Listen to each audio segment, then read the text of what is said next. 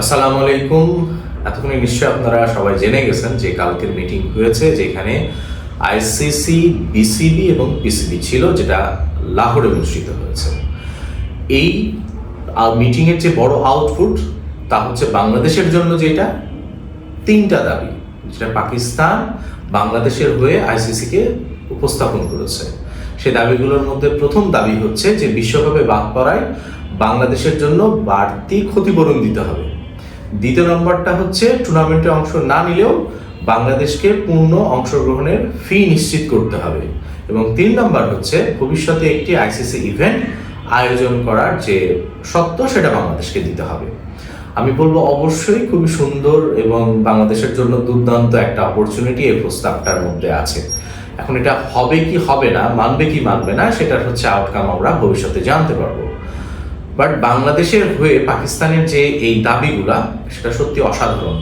আমার এই জায়গায় একটা প্রশ্ন মাথার মধ্যে আসছে যে ফর এক্সাম্পল আজকে পাকিস্তান যেভাবে করে বিসিবিকে সাপোর্ট করছে, আমি জানি না বিহাইন্ড দ্য সিন কি আছে, বাট যা দেখতে পাচ্ছি এখন পর্যন্ত আমরা, তো সেই জায়গা থেকে প্রশ্ন এটা দাঁড়ায়, বাংলাদেশ কি পিসিবির জন্য এই ধরনের সিচুয়েশনে এমন কোনো কিছু কি করতো তার সাপোর্টে?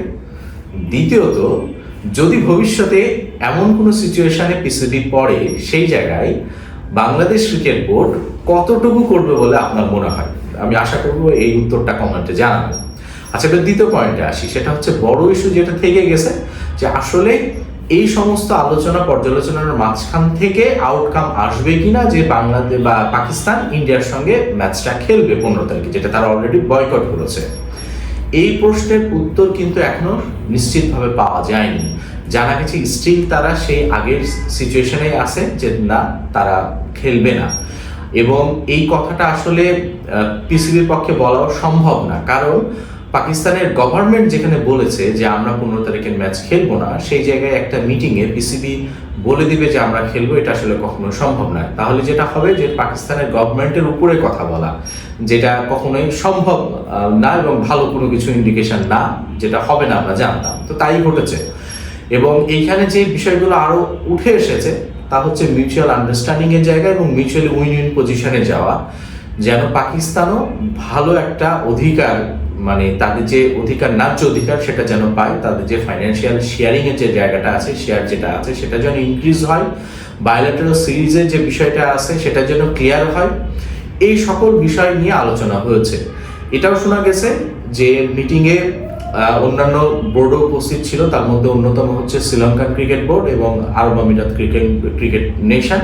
তারা যে কথাটা বলছে যে এই ধরনের ডিসিশনগুলো, যে খেলা না খেলা, এই সিচুয়েশনগুলো যে অ্যাসোসিয়েট নেশনগুলো আছে তার উপরে একটা নেগেটিভ প্রভাব ফেলতে পারে।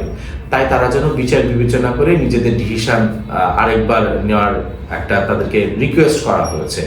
এবং এখন পর্যন্ত যেটা নিউজ, যে পিসিবির চেয়ারম্যান উনি গভর্নমেন্টের সঙ্গে, মানে প্রাইম মিনিস্টারের সঙ্গে আবার মিটিংয়ে যাবেন এবং গভর্নমেন্ট আবার যে ফিডব্যাকটা দিবেন সেই অনুযায়ী তারা হচ্ছে আবার জানিয়ে দিবেন আইসিসিকে। তো এই সিচুয়েশনে আমার যেটা মনে হয় যে নেগোসিয়েশন করার ফলে, কারণ দেখেন কোনো কিছু আটকে রেখে আসলে কারো কোনো কিছু লাভ হবে না। যদি সেখানে সম অধিকার নিশ্চিত করতে পারে আইসিসি এবং এটা যদি গ্যারান্টি হয়, তাহলে হয়তো পাকিস্তান পূর্ণ বিবেচনা করতেও পারে যে তারা হচ্ছে সামনের ম্যাচগুলো খেলবে মানে ইন্ডিয়ার সঙ্গে। এবং দ্বিতীয় যে ইস্যুটা থাকে, তারা যেহেতু স্টার্ট নিয়েছিল বাংলাদেশের পক্ষ হয়ে, অর্থাৎ তারা যদি বাংলাদেশের এই 3টা দাবি পূরণের জন্য আইসিসিকে মানাতে পারে এবং তারা যদি নিশ্চিত হতে পারে যে না, আইসিসি এই ফেভারগুলো বাংলাদেশকে করবে, তাহলে আমার কাছে মনে হয় পাকিস্তানের পক্ষ থেকে হয়তো একটা পজিটিভ রেজাল্ট আসবে। তো এইটাই আসলে হতে পারে।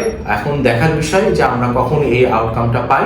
তবে আমি এখনো বলা যায় যে হচ্ছে সারপ্রাইজ হব না যদি দেখি পাকিস্তান ইন্ডিয়ার সঙ্গে খেলছে এবং আইসিসি এই দাবিগুলো মেনে নিয়েছে। কারণ দিন শেষে ক্রিকেটে পাকিস্তান বাংলাদেশ অনেক বড় একটা ম্যাটার।